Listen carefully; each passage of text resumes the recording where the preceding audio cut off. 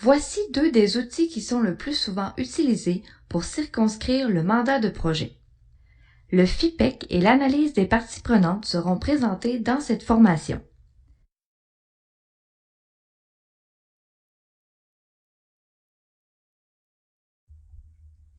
FIPEC est un acronyme pour les mots suivants: fournisseur, intrant, processus, extrant, client. On voit également souvent l'acronyme anglais SIPOC pour Supplier, Input, Process, Output, Client.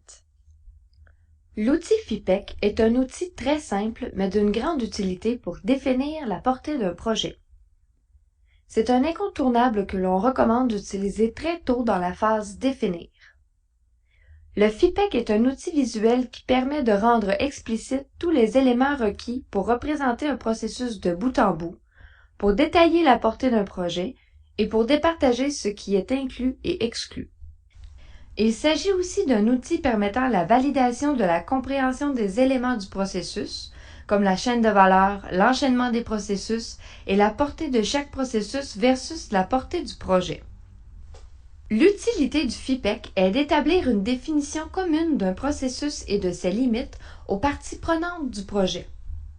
On communiquera avec l'outil FIPEC vers tous les intervenants et on pourra faire valider la portée du processus par la haute direction. Dans la réalité, il s'agit d'un garde-fou qui vise à éviter une catastrophe éventuelle. Par exemple, la déception de vos commanditaires qui s'attendaient à plus ou à une autre cible. Il est surprenant de constater à quel point des éléments qui semblent simplistes, comme la question « Qui est notre client ?», peut devenir un sujet de discussion.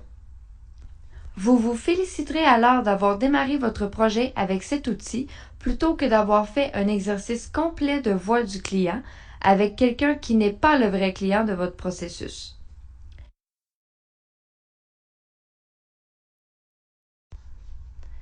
Voici la matrice de base de l'outil FIPEC. Elle est constituée de colonnes pour chacun des 5 éléments. Dans la première colonne, on liste les fournisseurs impliqués. Dans la colonne des intrants, on dresse la liste de tous les éléments qui entrent dans notre processus. Sur le plan visuel, on va tenter d'associer les intrants avec les fournisseurs, souvent en laissant des espaces entre chacun. Un fournisseur sera souvent associé à plusieurs intrants. On utilisera la même logique pour les extrants et les clients. Dans la colonne du processus, on peut lister les étapes, mais aussi insérer un schéma de cartographie qui représentera le processus sommairement. Le défi de l'outil est d'avoir la bonne profondeur. Cette diapositive représente la séquence suggérée pour rédiger le FIPEC. Comme c'est l'habitude en ligne, nous allons remonter la chaîne à partir de la sortie. On va donc déterminer les clients d'abord et reculer dans le processus à partir de là. Voyons maintenant comment appliquer cette méthodologie à partir d'un exemple. Appliquons maintenant la méthodologie avec notre exemple de la brûlerie verte.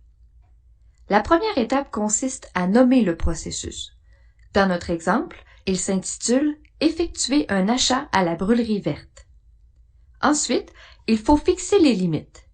Ici, le processus débute à l'arrivée du client dans le commerce et se termine lorsqu'il reçoit son achat.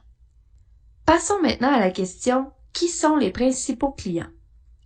Pour y répondre, nous pouvons nous demander qui reçoit le service ou le produit final. Dans notre exemple, il s'agit du client de la brûlerie verte. Ensuite, quels sont les extrants pour ce client? Afin de nous aider à répondre à cette question, nous pouvons nous demander que reçoit le client à la fin de la transaction. La brûlerie verte offre 2 types de cafés, les cafés filtres réguliers et les cafés spécialisés qui doivent être réalisés par des baristas. Aussi, en plus des cafés, des viennoiseries sont disponibles. Les cafés filtres réguliers, les cafés spécialisés et les viennoiseries sont donc les extrants dans cet exemple. Pour découvrir les principales étapes du processus, il s'agit de repérer les étapes qui ont servi à modifier ou à transformer l'extrant. À la brûlerie verte, Les étapes suivantes doivent être effectuées afin de pouvoir offrir les cafés et les viennoiseries. L'accueil, la prise de la commande, la préparation de l'achat, le service de l'achat et le paiement de la facture. Ensuite, afin de déterminer les intrants du processus, nous pouvons nous demander qu'est-ce qui a été nécessaire à la transformation de l'extrant. Dans notre exemple, les éléments suivants sont les intrants.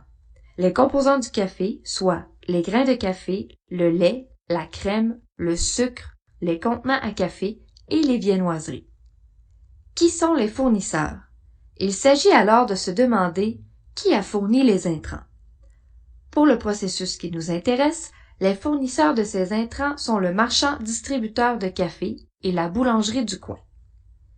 Les dernières questions de la méthodologie servent à compléter le diagramme tortue qui sera présenté plus tard. Toutefois, les réponses en lien avec notre exemple seraient les suivants. Quels sont les critères critiques de qualité qui seront mesurés ultérieurement? Les critères de qualité à mesurer seront recueillis avec la voix du client. Quels sont les intervenants impliqués dans le processus? Les intervenants impliqués dans le processus sont les serveurs et les baristas. Quels sont les outils requis? Parmi les outils requis pour effectuer le processus, on note la caisse enregistreuse, les machines à café et le camion de livraison. Existe-t-il des processus de soutien en place? Plusieurs processus de soutien pourraient être identifiés pour notre exemple. Le processus de préparation d'un achat par les serveurs et les baristas, le processus de paiement de la commande ou les processus d'achat et de distribution des composants du café et des viennoiseries.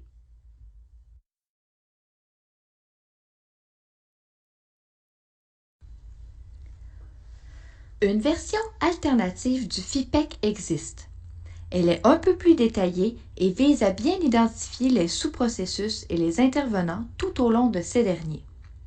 En effet, quand on regarde un processus au niveau micro, on constate que ce dernier peut être décomposé en sous-processus et que chacun de ces sous-processus peut impliquer plusieurs étapes et plusieurs intervenants. On va donc parler de niveau de résolution. Le niveau de détail à utiliser est laissé au jugement et doit être suffisamment détaillé pour permettre l'analyse sans s'empêtrer dans un niveau de détail superflu. Il faut savoir doser l'information que l'on veut voir apparaître dans notre cartographie. De préférence, il faut éviter de trop se perdre dans les détails tout en gardant assez d'informations pour ne pas que notre FIPEC devienne simpliste. Lorsque l'on crée un FIPEC plus détaillé, plutôt que d'avoir les clients externes à gauche et les clients à droite, on utilise le tableau ligne par ligne pour décrire chaque sous-processus. On précise donc à chaque ligne le fournisseur, les intrants, les étapes du sous-processus, les extrants et le client. C'est une méthode utile lorsque le processus chevauche plusieurs départements distincts ou que le produit subit des transformations importantes. Si nous reprenons l'exemple de la brûlerie verte, la première ligne est représentée par le sous-processus d'accueil et de prise de commande. Le client de ce sous-processus est le barista, puisque c'est lui qui recevra la commande et qui devra la préparer. L'extrant est donc une commande écrite sur le contenant de café. L'intrant permettant de réaliser le sous-processus d'accueil et de prise de commande est le contenant à café qui lui provient du fournisseur externe, soit le marchand distributeur de café. Le deuxième sous-processus est la préparation du café. Le client de ce sous-processus est maintenant interne. En effet, c'est le serveur qui recevra l'extrant, soit le café préparé. C'est le barista qui préparera le café. Ce dernier aura besoin pour préparer le café d'intrants comme un contenant de café, des grains de café, du lait, de la crème, du sucre, etc., qui, eux, proviennent du fournisseur externe, le marchand distributeur de café. Le troisième sous-processus est le service de l'achat et le paiement de la facture. Comme il s'agit du dernier sous-processus, le client est le client externe du processus complet, soit le client de la brûlerie verte. L'extrant est le café préparé ainsi qu'une facture. Afin de pouvoir servir le client externe, le serveur aura besoin d'un café préparé qui sera fourni par un fournisseur.